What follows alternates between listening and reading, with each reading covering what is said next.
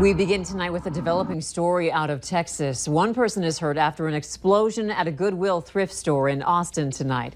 Police say the package explosion was not a bomb. Rather, it was an incendiary device. They say at this time they don't think it's related to the previous package explosions. Meanwhile, investigators in the Lone Star State are racing to stop a suspected serial bomber. They're now hoping they have evidence that could lead to a suspect. Nikki Batiste reports from Austin, Texas. On Tuesday night, the Texas state capitol was rocked by yet another explosion. It happened at a Goodwill store in South Austin. A man in his 30s has reportedly been hospitalized. Many here feared the serial bomber had struck again, but police and the ATF say it wasn't a bomb. They say it was some sort of incendiary device and does not appear to be related to the other explosions. Earlier, investigators said 2 suspicious packages found Tuesday are connected to 4 earlier explosions in Austin. The confirmation came after one of them exploded in a FedEx facility in Schertz, Texas, about 60 miles southwest of Austin. First responders described what they saw. There were nails and metals in the bomb. Package was going to Austin. One FedEx employee suffered minor injuries, but investigators don't believe the device was supposed to detonate when it did. A package had been traveling along the automated conveyor when it had exploded. It was the 5th bombing in the area since March 2nd. Hours later, a second suspicious box turned up at another FedEx location. FedEx said it had been mailed by the same person who sent the one that blew up. Investigators are now examining it for evidence. They're also warning the public to remain vigilant. The bombings have claimed 2 lives and left 4 others injured. 350 federal law enforcement agents are now in Austin, assisting local police in their search for the serial bomber. Nikki Batiste, CBS News, Austin.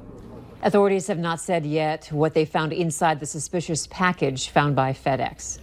If you notice suspicious or an unexplained damage to a vehicle, likely to the front portion, it may have been involved in a hit and run. Authorities in Alexandria, Minnesota need to find out who was behind the wheel of a hit and run that killed a 26-year-old man. The incident happened on 34th Avenue in Alexandria last night. 26-year-old Travis Penning of Alexandria was found by the side of the road with significant injuries. He later died at a hospital. Now, if you can help out with the investigation, call police at 320-763-6631. We've seen light snow today, and it sounds like some of us could get another shot in the overnight hours. Hutch, still pretty mild even with that snow moving through? Yes, the clouds keeping us from getting too cold too quickly, as many of us are still near 30 degrees. But the snow seems to be expanding in aerial coverage, moving out of the central Dakotas and into the Devil's Lake Basin, spreading from Devil's Lake to Jamestown, with the heaviest up in Towner County near the Rock Lake area. This is all moving to the east at a fairly slow clip, but there will be a chance of a dusting on area roads to a few tenths for some of us as we go through the overnight hours. Temperatures will slip into the mid-20s.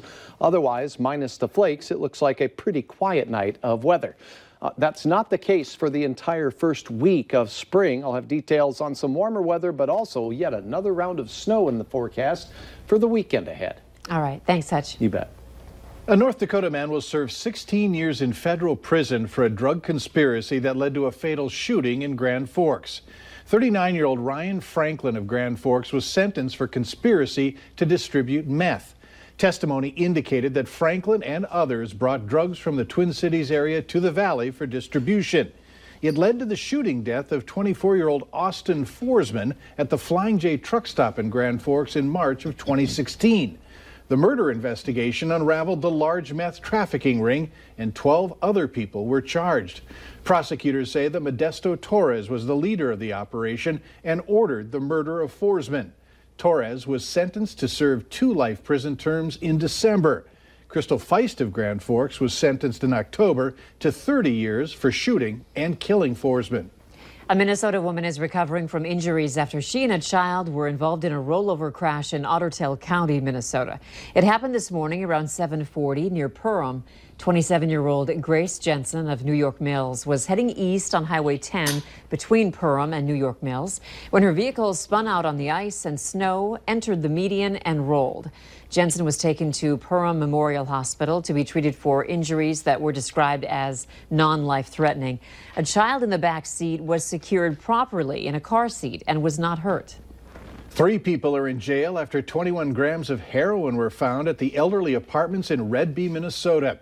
Over the weekend, the Red Lake Drug Task Force executed a search warrant and found heroin, marijuana, syringes, foil, and glass pipes. They also found cash, confiscated a vehicle, and say one child was present. 45-year-old Owens Abrams and 36-year-old Esther Sayers face several charges, including unlawful possession of a controlled substance and child endangerment. 43-year-old Delora Eisman was charged with obstructing legal process and public nuisance. A fire late last night that sent a woman to the hospital is being ruled arson by the state fire marshal.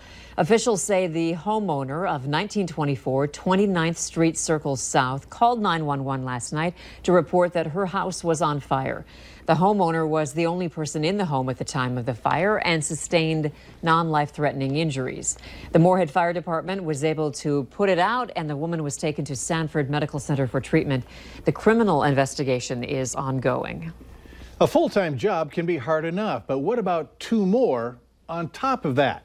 According to a new study, a certain group of people qualify for that ridiculous overtime, but aren't necessarily being compensated for it. We're talking about moms. Valley News Team's Veronica Marshall learns how these hard workers balance parental overtime. I always knew I'd have a family. I've also known that I want to work full time and that I want to have that balance. Melissa Richard has a full-time job and is a full-time mom. That means her days are long. I was surprised when it said a 14-hour day, but when it said 6:30 to 8:30, I was like, well, yeah, that is the way it is. And she is not alone. It requires a lot of work. Some nights you don't get sleep. Some days you do. Sometimes I don't even get sit. Yeah, like I can sit half an hour, 1 hour. I couldn't tell you exactly how many hours. It's a lot. In fact, while the typical work week is 40 hours, a new survey finds moms put in 2.5 times that, about 98 hours a week. When you become a parent or even an adult, you just have to flex and become adaptable to all the new responsibilities that you have. The labor isn't paid, and it can cut into a woman's personal time. Researchers have found nearly 13% of moms feel exhausted, less productive, and emotionally withdrawn at least once a week. To avoid burnout, moms say it's all about balance. You try to have other facets in your life to make sure everything's balanced and you don't feel overwhelmed and just one-dimensionally. And sharing the load. We've got such a great network here that, I could be here Saturday and need a break and just call my mom and say, can you take the kids for a while? And she would, and my in-laws would do the same. So despite all the hours off the clock, the moms say it's worth it. It's the best thing ever. I would not trade it for the world. In Fargo, Veronica Marshall, Valley News Live. Fathers were not included in the survey, but some of the mothers we spoke to say their partners put in just as much parental overtime as they do. And thanks to all moms. All parents, really. Authorities are revealing the name of the teenager who shot fellow students before being killed by a school resource officer. Details on Valley News Live at 10.